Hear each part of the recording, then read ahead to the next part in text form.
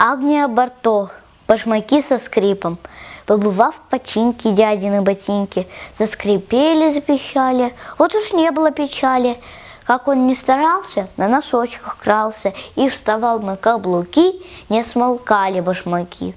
Соседка стонет: Боже, потерян мой покой, я вся в гусиной коже от музыки такой. Столько скрипа, столько писка, только Вовка восхищен. Дядя Вася, ну, пройдись-ка, то и дело просит он. Все даются этой дяде, все сочувствуют беде. Размочить подметки надо, погуляй-ка на дожде. В выходной катайся в лодке, ноги в воду опусти и размачивай подметки по пути. Опускал их дядя в воду, надевал их в непогоду. С головы промок до пят, а ботинки все скрипят.